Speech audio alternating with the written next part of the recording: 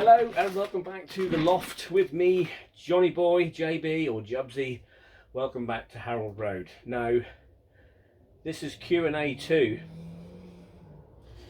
Yeah, Q&A 2. All been sealed by Adam. Now, I do know what some of the questions are, but I don't know what a lot of them are. Now, I'm going to make a disclaimer before we carry on. If you have got small children watching this, there could be requests or things or names that are rude.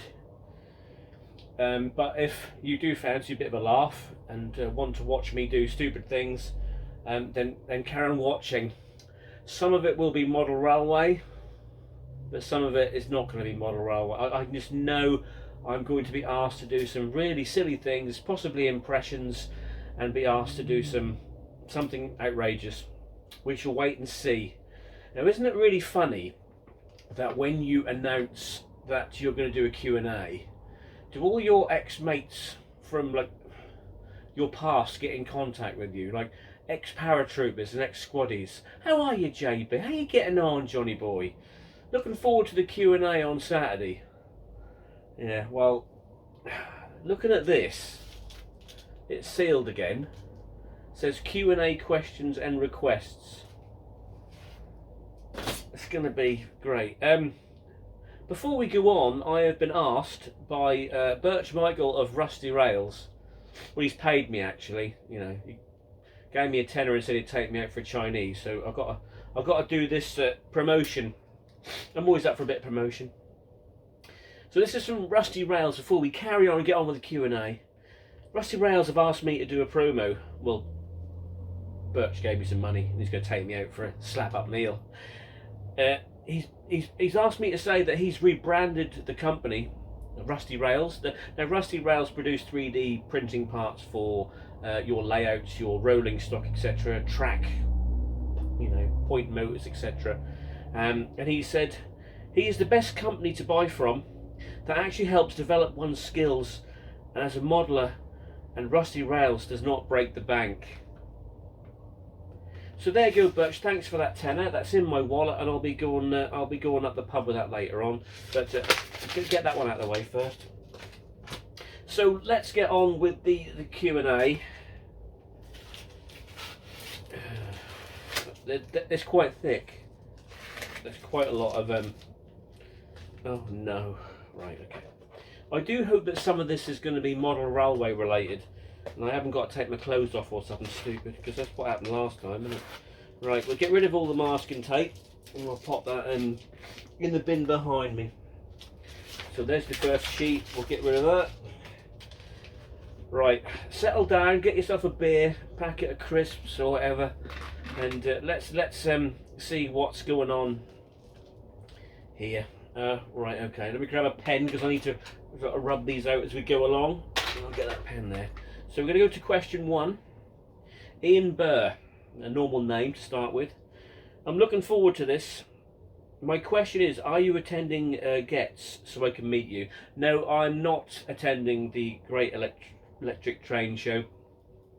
But I will say hi there, Ian Burr, and do enjoy Getz.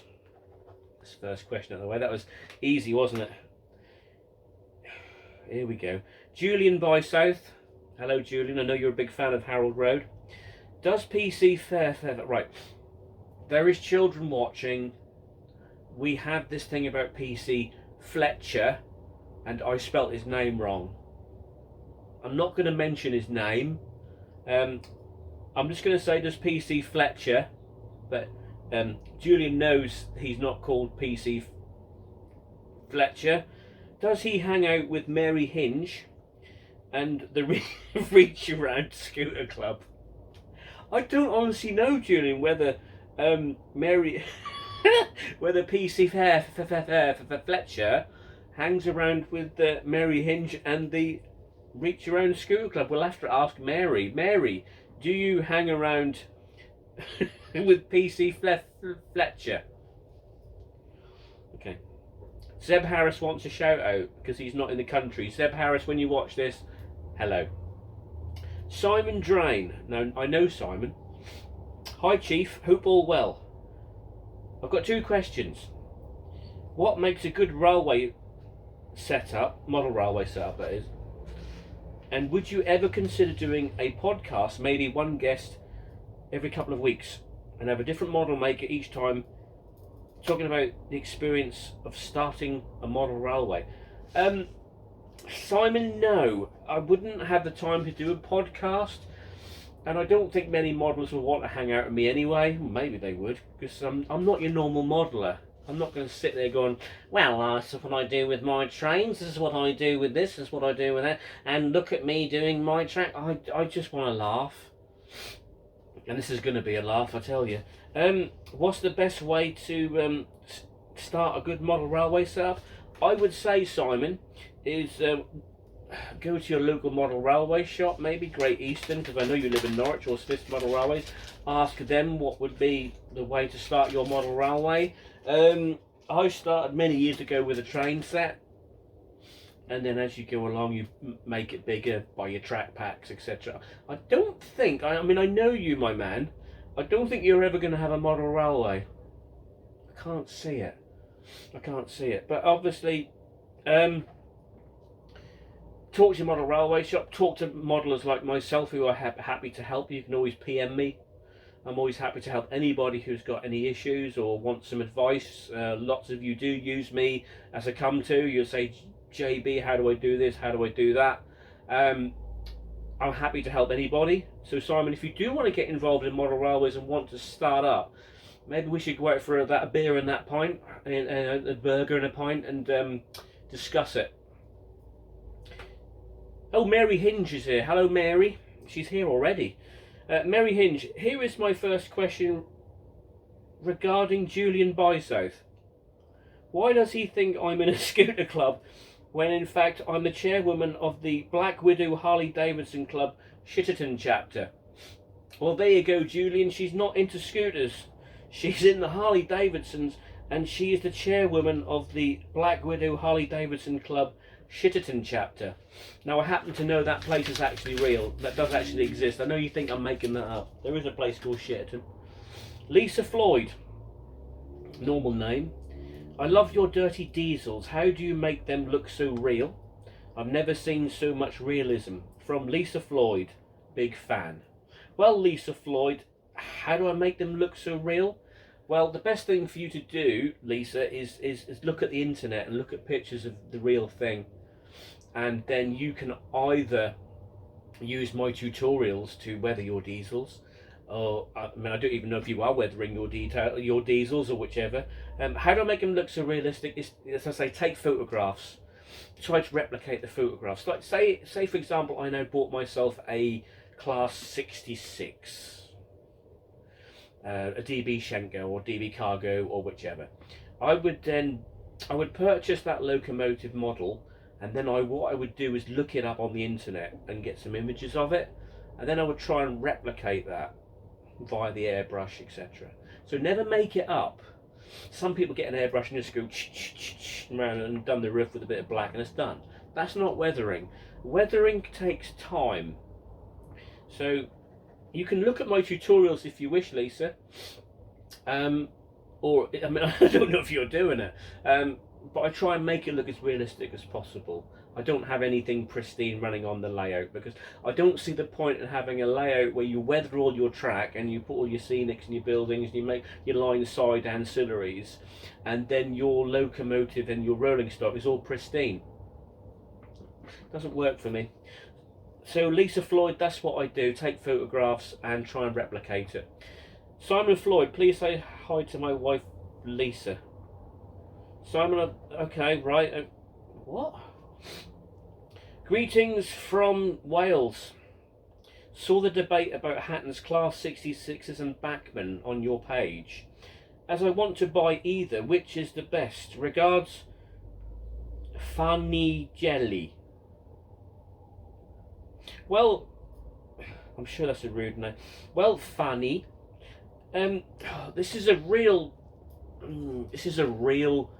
we're going to open up a massive can of whoop ass here, because there are die-hard Bachmann fans and there are die-hard Hattons fans of the Class 66. What I'm going to do now then, what I'll do is I'll quickly pause and we'll take a look at both. Then you can probably make your mind up. But unfortunately, I've lost my remote control. I can't find it anywhere, so I'm going to have to go do this at the end, and then we'll cut. All right, so for you, Fani, we will just pause it, and then I'll get two locos onto the bench, and we'll have a look at both of them. Okay then, Fani, let's have a look at the Bachmann Class 66 versus the Hattons Class 66. So we'll start you with the Bachmann version. Now this is quite an older version, but they haven't changed. They are still exactly the same. The detailing hasn't changed. So this is 66022, and we'll take a look at the front. So it's quite well detailed. The only issue I have with the Bachmann Class 66 is they supply ribbed air pipes and brake pipes. That is not the real thing. Are nice and smooth like most air pipes. I wish they would change it, but they haven't. So let's have a look at the bogie detailing. They are quite cool because you can get a good recessed panel line for washers. I will say that. I do like that about Bachmann. Let's have a look at the bogie detailing for you. That one's actually missing a cab step. I didn't even know that. Then you've got the fuel tank, battery box. Then you've got the other bogie. Oh, camera's not gonna do that for me. I've got to finish this one off. I've had this one years. I think I've had this one since the Junction Road TMD in the shed. So you can clearly see it's quite a nice model, and people do actually swear by the Bachmann. It is reliable. Some of them can have issues with the pickups, but as long as you keep the wheels clean and keep them, serviced and clean your pickups, they're normally pretty cool. So yeah, there's quite good detailing in the silencer as well. Then you've got the nice radiator fan grills, etc. all there. So it is technically it is quite a good model, and it's been around for quite a while now. So yeah, so that's your Bachmann model. It doesn't come with a driver. I've actually fitted the relaxed driver in there. This one runs a little bit rough at the moment. It's sort of stalling, so I've got to take it apart before it joins the fleet. But it's the only one I've got left of the proper EWS era. So let's take a look at the Hattons version for you, Fani. Right, so this is a Hattons version, and straight away you can see that there is a lot more detailing in this model. I mean, it is a newer model. The bogie detailing is far superior. Your tank detailing is superior, and it just looks a lot better. It's heavier, a lot heavier than the Bachmann model, and I know the Bachmann fans are now shouting at me that the Hattons model is rubbish. It's not. I'll tell you why, Fani. When the Hattons model came out, it had various issues with these. It had this rotating axle box thing. So when the wheels turn, the axle boxes, they go round at the same time. Now, so people were basically buying these things, and they were running these locos around their layouts, and all these axle boxes were falling off, which is a little bit, it's a bit annoying, isn't it? So what I've done is I just literally, I find it a gimmick. Just cut them and re-glue them in place so they don't spin. If you want rotating axle boxes, then fair play. But a lot of these models have all this detailing, and it's all just gimmicks, to be fair with you. So I've cut all mine down and just glued them in place. The other issue Hattons have with their 66s is they got this wobble. So when it's going along, it wobbles. Now that's down to an issue with a piece of detailing inside the bogie. Now if you have got a Hattons Class 66 and you're suffering with the wobble, you can contact me and I'll give you the means to fix it. It's not exactly hard. All you do is you take out the before you glue them in, that is, you take out the rotating axle boxes, and there is this piece here that will drop down, and there's a tiny piece of detailing which just needs filing back, and then it will stop wobbling. Simple as that. And now I've got, I've got 7 of these Hattons Class 66, and I love them. So Fani, you've got a choice between the Bachmann or the Hattons. For me personally, once the mods are done on the bogie and you sort out the rotating axle boxes, it's far superior, the Hattons one. And I know I'm going to get a lot of stick for this on YouTube when people say, no, the Bachmann one's better. It's a personal choice. In my honest opinion, once the mods are done, the Hatton's Class 66 is great, but obviously remember that Acura Scale are releasing their version of the Hatton's Class 66 this year, so that's going to be a big seller, and I think that'll just push the old Bachmann ones out the water, to be fair with you. So there you go, Fanny Jelly. That's the Bachmann Class 66 and the Hatton's Class 66. I do apologise that I keep doing this. I have to keep running back in this. I wish I could find my remote control, but I don't know where it's gone. Have you ever had that? It's like when you're building a model and a piece flies off and it's eaten by the carpet monster. I mean, it's a remote control. Where would I put it? So there you go, Fanny Jelly. We're sorted now, so you make your own choice. You can either have the old Bachmann model, you can have the old Hatton's model, or indeed you can wait and try and get an Acura Scale model. So we're moving on to Zach Reed. I know you have said this many times, but can you look into the camera and say fine leaf foliage in a sultry way? Many thanks, Zach. Fine leaf foliage. Thanks, Zach. Where's my pen gone? You lot are weird. Trevor Wilkes, what thinners do you use on your weathering, please? It's a difficult one, that one, Trevor. I use White Spirit from Poundland. Yeah, I do, honestly. I know you lot are going to go, what? I do. I've always used it. I've used it for 20 odd years. Just, you get like 3 litres for like £3. Why pay £5 for a tiny little bottle when you can just literally use the same thing? It's up to you. It's a personal preference. Personally, I use White Spirit from Poundland. You use whatever you wish to use. You can see the results I get, so it's exactly the same. You can buy the proper stuff. It's entirely up to you. Bob Carr, what's happening to your Helgen Class 57? Did you get the lights sorted? Well, Bob, it's still away at the moment. It's right. I bought a Helgen Class 57. Let's put this down. I bought it from Rails of Sheffield when it's supposed to be like a retooling. I did do a video on it and I did a review on it. There is a big issue with the lights. So basically what happens is all the lights on the front, you know, the facing lights, they should all light up.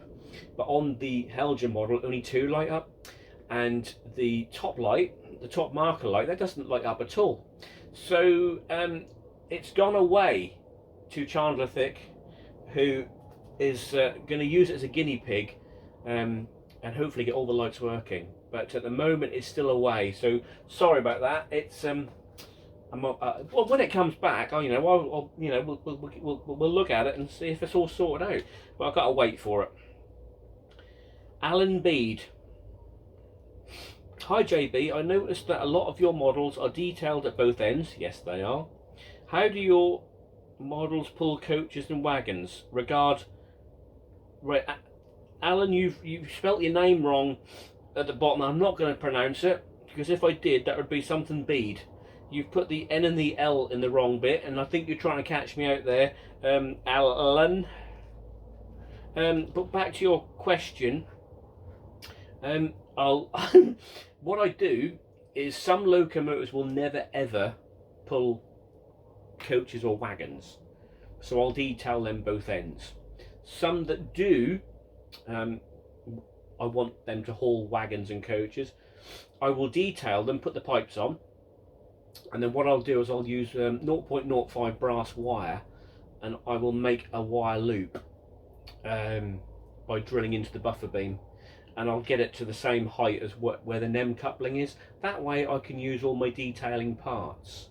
Now, Iron Horse Railways, Craig Thomas of Iron Horse Railways, he has done a video recently about the state of locos nowadays. They cost all this money and they've got all these detailing parts that come in the bags, and it states in the instructions that if you want the model to run, you can't fit these parts.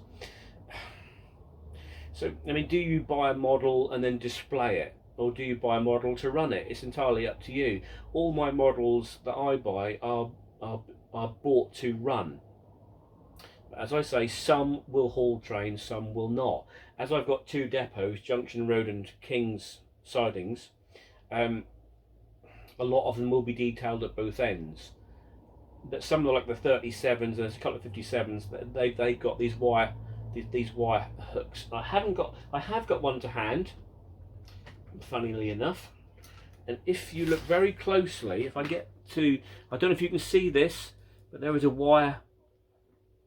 I don't know if you can see it. It may be out of focus for all I know, but I make the brass wire hook thing.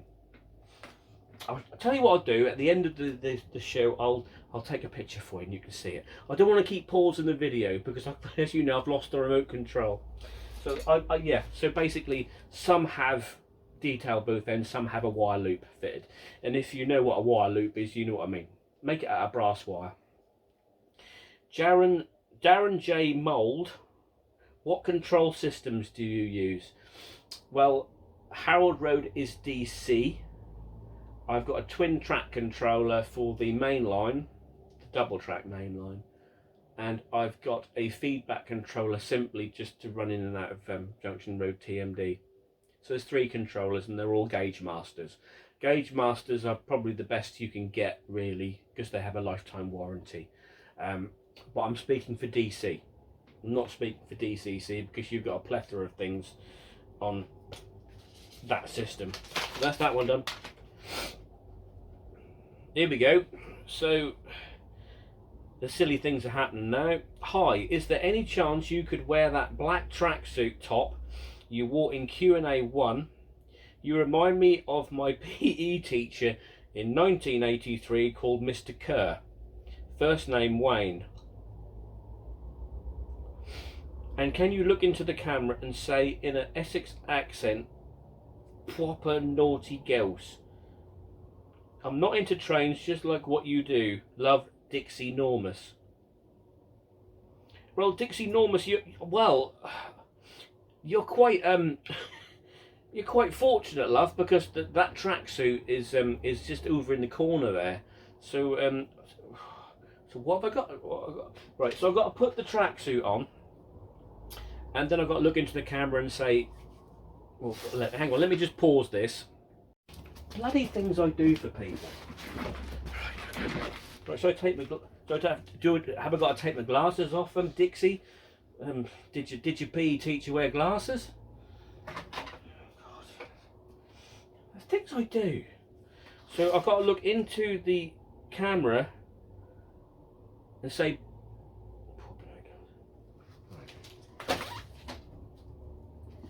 proper naughty ghost. Right, there you go, Dixie Normus. Dixie Normus? Oh, God. This is getting worse. So, seriously, can we have some model railway questions? Mike Oxaflopping. Hello, JB. Hope you are well, sir. Is it true your track is all train set track? Brilliant layout. Yes. All Harold Road, its track system, is all it's 24 degrees up there, and I've now got this tracksuit top on. All the track is Pico set track, which is basically train set track. I've said this before. When I set out to build Harold Road, it was not just for me. I wanted to build a layout that everyone could follow and everyone could think, do you know what, I could give this a go. So if you're a regular to the Facebook group, you will realise that I do all these step-by-step guides on how to weather, I've got to take this off, how to do, sorry Dixie, I can't do this, it's far too hot. Yeah, so basically Harold Road is a journey for not just for me, but for all the fans out there. Now there's something like 8,700 people that follow Harold Road, and there's also 3,000 people following it on YouTube, so there's quite a few people that are with me on the journey. So it's not just for me, it's for, you know, everybody. So yeah, it's all built with train set track. There is no streamline, there is no handmade track at all on Harold Road. It's all done with train set track, which you can buy from your local model railway shop or the Internet. Kevin Bradley. What is a rivet counter? Is it someone who walks along the track and counts the track rivets? No, Kevin, no. A rivet. Oh God. Going back to rivet counters again. So a rivet counter, Kevin, is somebody who thinks that they know more than you do. Say, for example, you had a Lambretta or a Vespa. Sorry, this is what I used to ride. Julian, you'll love that. Considering Merry Hinge and the Scooter Club, I actually was a scooter boy. Yeah, so say, for example, you had a Lambretta and another person had a Lambretta, and that person would come up to you and say, oh, that's not quite correct on your Lambretta, Kevin. If you look at my Lambretta, it's 100% accurate. That's what rivet count. It's a derogatory term for someone who enjoys winding somebody up. Now, I went through all this in March with loads and loads of people sending me silly comments about location cabinets and someone wearing the wrong colour helmet and that sort of thing. And we've been through all that, and there is a video out there where I'm quite upset about it. I'm okay now. It's all fine. Just caught me wrong. So now, a rivet counter is not someone who walks on a track counting track rivets. Although, to put you right, Kevin, there is no such thing as a track rivet anymore. It's a pandrol clip. Or, I'm sure someone else will tell me, I don't work for Network Rail. I've worked on the railway. I mean, I know I've actually walked a section of track. When I first started on the railway, I used to do level crossing keeping, and you were responsible for a section of track, and I used to walk along the track with the track bolt spanner, and you would have to tighten the track bolts up, and you would also have a hammer to knock any pandrol clips back in place. So no, it's not rivets in the track. It's someone who's basically I don't want to swear. Right, anal sex. Hi Jubsy, what paints do you use for your weathering? I use enamel paints, anal sex. Mostly I use Humbrol. I've never actually used acrylics. I mean, you maybe there's some of you out there who love acrylics. I've never used them myself. I always use Humbrol paints, and it's always mixed 50-50 with my thinners. Okay, so that's another one done. Oh, upside down now. Held a cock in my hand. How can you take a new model and start weathering it? You must have a lot of confidence. It takes a lot. Right, okay. Say, for example, I've got to put my clipboard down. So we've got a brand new Akira scale class 37 here, £195. I've not touched it yet. It takes a lot of guts, okay, to take an airbrush or weathering powders. We're not going to go into arguments between airbrushing and weathering powders, because I actually use a mixture of both. There are some people out there who swear by weathering powders, and that's fair play to you. And there's some of us like myself who use airbrush and weathering powders. It takes a lot of guts to do. Sorry about that. To take an airbrush to a model, but you just have to do it. If you want pristine models on your model railway, then that's an absolutely fine. We discussed this before. It's rule 1. You can do whatever you want. Me personally, I like a little bit of accuracy, not 100% accuracy, because that's never going to happen.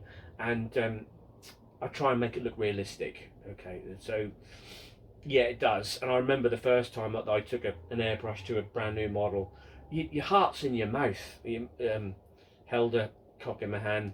Yeah, your heart's in your mouth, but you just gotta bite the bullet and do it. But maybe practice on something older before you decide to, like, you know, take a brand new model and take your airbrush to it. That's what I would do. Just practice on something a little bit older. Hey, would you blow me?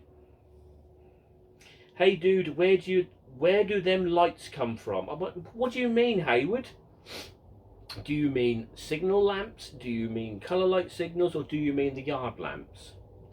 I'm gonna say when you say yard lights, didn't you? They come from Kites Lights. That's Kytes, Kites Lights on the internet. They're a £5 a pop, and they run off your 12-volt DC.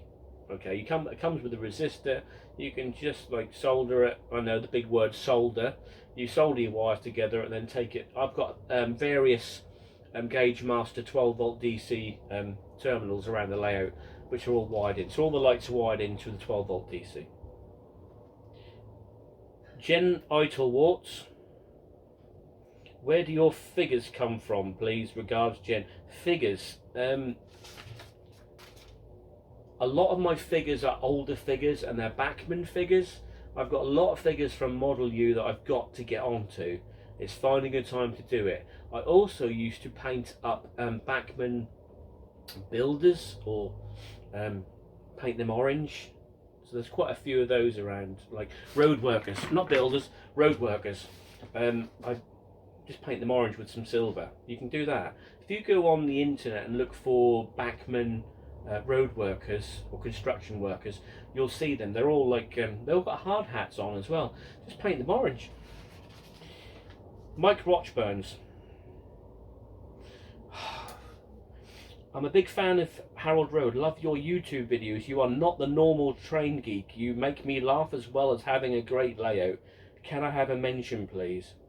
Well, Mike Rochburns, thank you very much. I'm glad you enjoy Harold Road. I do like to have a laugh. I hope this is entertaining you a lot this afternoon, because I've still got about 10 pages to get through. I have no idea what's coming next, so hopefully you are laughing like me inside, wondering what's coming next. The names are getting worse. The names are getting worse. But again, thank you very much, Mike, for that. That's very much appreciated. Shaver Pussy. Shaver. Love the Q&A. They have me rolling in laughter. But my question is, how do you clean your model's wheels? Now, I assume you mean Shaver Pussy.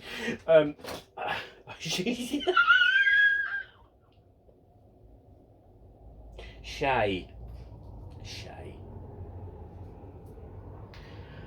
Oh God, can't I compose myself now? I clean, right, okay, when I weather a locomotive, I mask the wheels off. Okay, you've got to mask, you've got to mask it. You've got to mask the wheels off, okay? I just use Tamiya masking tape, and I'll try and mask off any of the wheels. When the model is completed weathering wise, I'll put it onto a rolling road and give it a roll. I'll then put it onto a foam cradle, and I'll use a Pico wheel scraper and brush to clean the wheels as best I can. Problem is, if you do get any overspray onto your wheels, Shay, you know, it can cause issues with running. So yeah, make sure you clean them wheels, mate. They've got to be cleaned properly.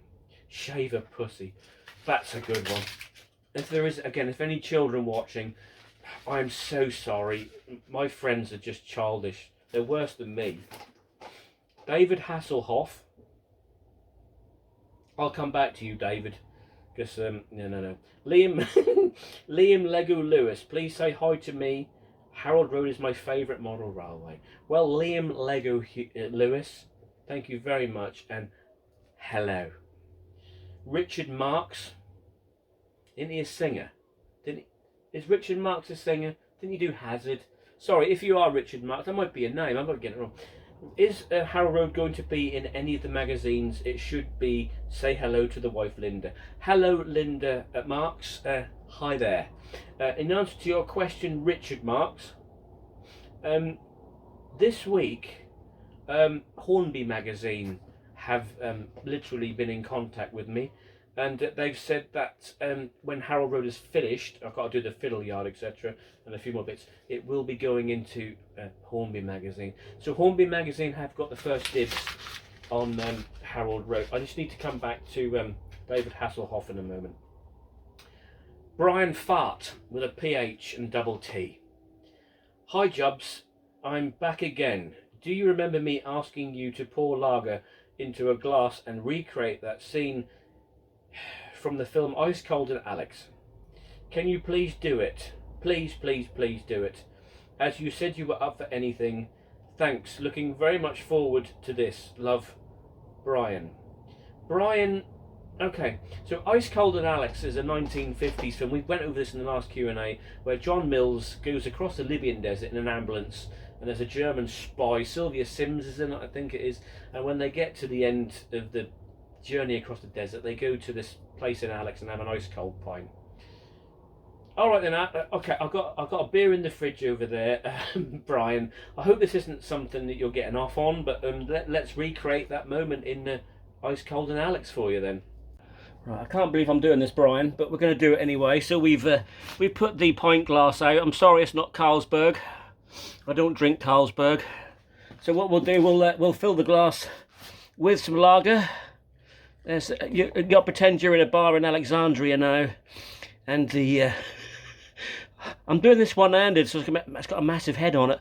And we're going to pour the pint out. This is real time, this is. And then what I've got to do, you wouldn't pay $3.50 for that in a pub, would you? I've got to wait for it to go frosty, and then I've got to run my finger down the side of the glass. I think what I'll do is I'll just pause it for a second and get this to a pint, because we'll be here all day otherwise. Right, so the glass is now frosty. We've got a frosty pint, so we've got to imagine, right, that we've been in an Austin K3 ambulance across the Libyan desert in 1942, and the one thing that John Mills is looking forward to, and Brian will tell you this, he's looking forward to this ice cold pint in a place called Alex, hence the film called Ice Cold in Alex. Ice cold pint in Alex. Okay, right, so what I've got to do now is I'll go around the other side of the camera, look longingly into the pint glass, and run my finger down the side of it. Brian, I really hope you're not getting off on this. Right, here we go. So I'm going to sit down. Here we are. I'm looking at it longingly. Oh, I've nearly knocked it over there. Yeah, but that's been a long trip across the desert, so I'm looking at it longingly. Brian, this is for you, mate.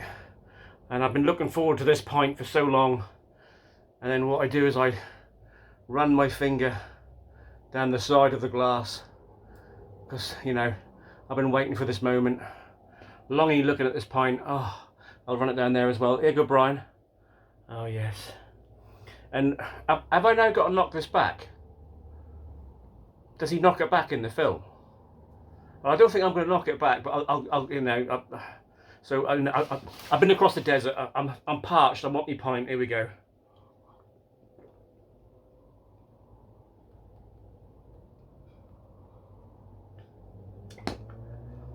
I nearly did it. Oh, that's fizzy. It's not Carlsberg, but it's a little bit better than that. If anyone knows this channel, then you know that I don't. You know what lager is normally drunk, because there's normally a can of it in the background. I will finish it off.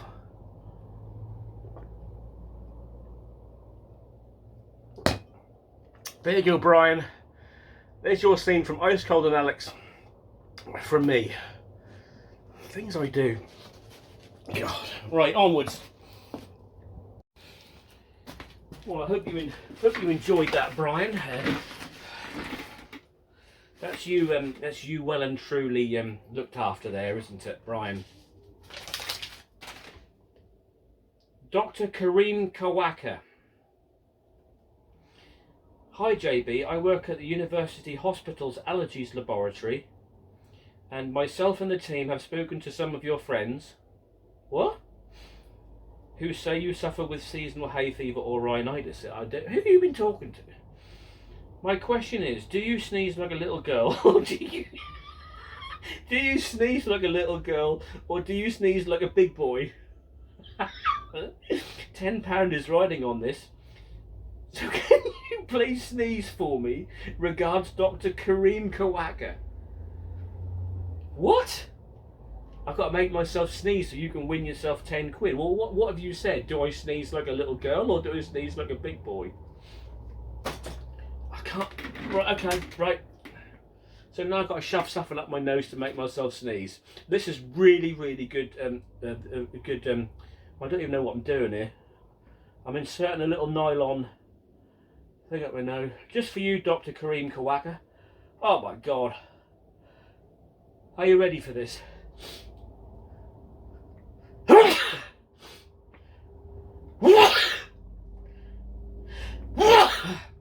How's that? That weren't no little girl, was it? Hey? Christ almighty.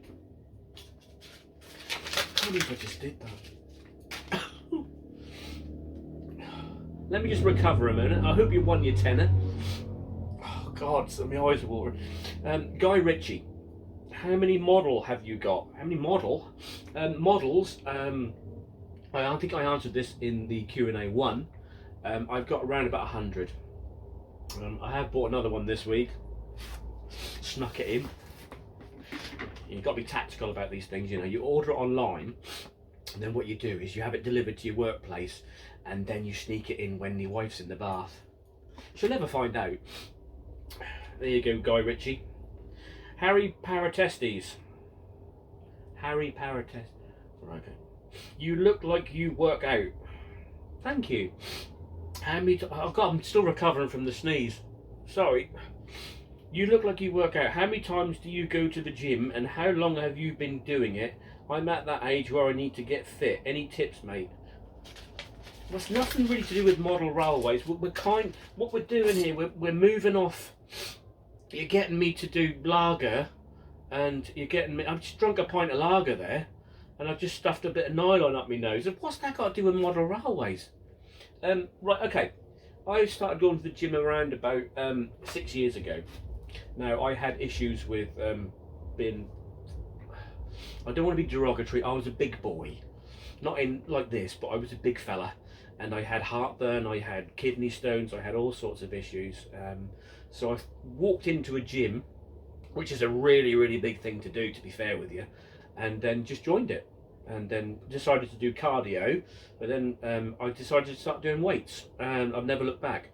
It's a good thing to do, but it's one of these things that if you go to the gym, it's something you've got to carry on and keep doing it. You won't see any results for a few months, but it's worth doing it, for not only just for your mental health, but your physical health as well. I'm 53. Do I look 53? Don't take the piss. And I feel good. I mean, I go 3 times a week, and I do 2 hours each time, so 6, and you know. And so one day I might do chest and buys. I do 2 body parts each time I go, and do a little bit of cardio as well. So I'll go on the treadmill for a little while, then I'll do my tries and buys, chest, back, etc. So do a bit of everything. It's worth doing. If you feel like you want to do it, then just do it. It's well worth it. But keep at it. Mary Hinge again. Her second question. Hello, Mary. I know you love a bit of Jubsy. Please say, oh, not again. Please say you in a Phil Mitchell impression. Love you, Mazza. You. There you go, Mary. Did it sound like Phil Mitchell? Don't know. Mark Dowson. Hello, JB. Love HR. Is it named after Harold Steptoe? And can you do an impression? What is this? Is this impression showtime? Music. Come on. Right. Can I do an impression of Harold Steptoe? That's a new one. Harold Steptoe kind of goes... if there's anyone young watching this, they ain't got a clue who Harold Steptoe is, have they? Oh God! All right, I'll just do the famous line. I am still recovering from Dr. Kareem Kawaka's request for me to sneeze. Harold Steptoe goes to his father. You dirty old man. Hello, father. You dirty old man. That's all you get. It doesn't even sound like him, does it? Jeff Big Boy Ballocks. They say nothing is impossible, so can I ask you to lick your elbow? Jeff, That is a very strange request. I don't think I've ever tried to lick my elbow. So here goes. No, it's they say nothing is impossible, but no, you cannot lick your elbow. So how many of you are now trying to lick your elbow? And I'm sure someone's going to send me a photograph of them licking their elbow. They're wrong. I think we're near the end. Oh, we are near the end. We've now just got a section of shout-outs. Now, I know these have come from ex-squaddies and paratroopers and all sorts, and I know they're going to be really stupid. There's a page and a half of shout-outs that I've got to do before we finish today.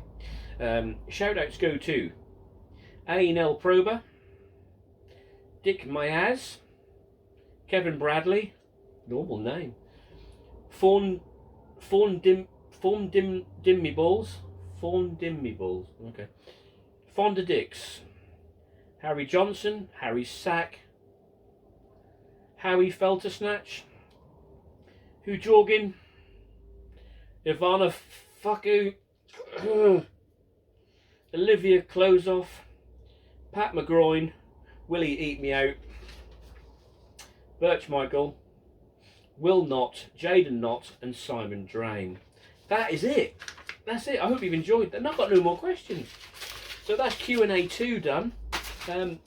We'll just do a quick look at what's going on at the new arrival, and I'll just do a quick video on the completed King sidings. Thanks for all your questions. I hope you had a laugh. It's been great. This isn't real. Someone actually asked me to put that in all the way through as a dare. It's actually just an earring. So some of you are probably thinking, what the hell's he got in his nose? It's not real. Someone asked me to do it for a laugh. You know me, I'm up for a laugh. So let's that was good, and there were some good names in there as well. I hope I didn't offend anybody. Hope you've enjoyed it. It's all a bit of a laugh. I know there was a departure there from the model railway, you know, but we'll get back to that in the next video when we completely do a running session. That's going to be the next thing I'm going to do, a full running session.